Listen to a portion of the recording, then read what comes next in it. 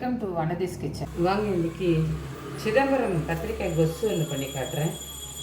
2 spoon தனியாக போட்டுக்கலாம். கலருக்காக ஒரு 3-4 காஷ்மீரி மிளகாய் போட்டிருக்கேன்.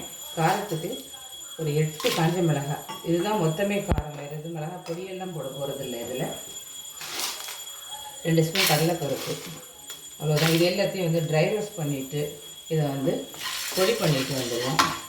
நல்லா வறுத்துடுவோம். வறுத்து நல்லா சிறந்துருச்சு பருப்பெல்லாம். வானலில் எண்ணெய் வச்சுக்கிறேன்.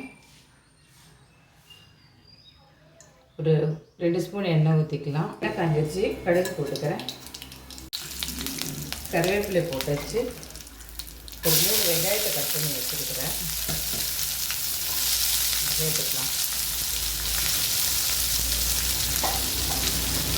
வெங்காயம் நல்லா வதங்கட்டும். இதோடு சேர்த்து கத்திரிக்காய் சேர்த்து நல்லா வதக்கிட்டு அது நல்லா இலையிலே வதங்கணும். இது தண்ணி விடக்கூடாது. இதில்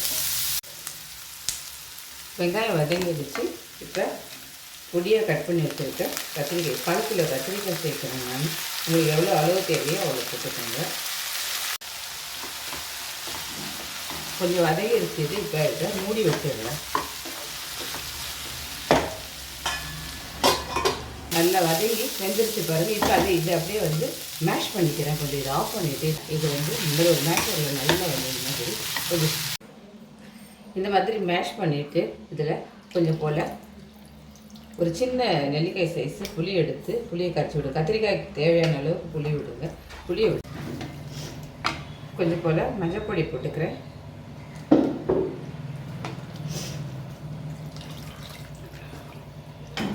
இந்த புளி தண்ணி நல்லா கொதிக்கட்டும்.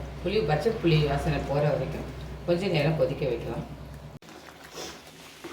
புளி தண்ணி ஊற்றி கத்திரிக்காய் இன்னும் நல்லா வெந்துருச்சு பாருங்கள். நல்லா மேஷ் பண்ணிவிட்டேன். இப்போ நம்ம அரைச்சி வச்ச அந்த பொடியை வந்து சேர்த்துடலாம். இதில் நான் எடுத்துருக்கிற இந்த அளவுக்கு இந்த பொடியை ஃபுல்லாகவே போட்டுடலாம்.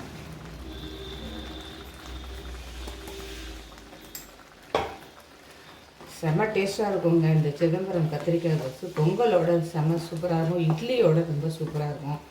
ட்ரை பண்ணி பாருங்கள். இது சிதம்பரம் ஸ்பெஷல். இது அங்கே போனீங்கன்னா நிறைய ஹோட்டலில் கொடுப்பாங்க. இது பயங்கர டேஸ்ட்டாக இருக்கும். கத்திரிக்காய் கொசு ரெடி ஆகிடுச்சு.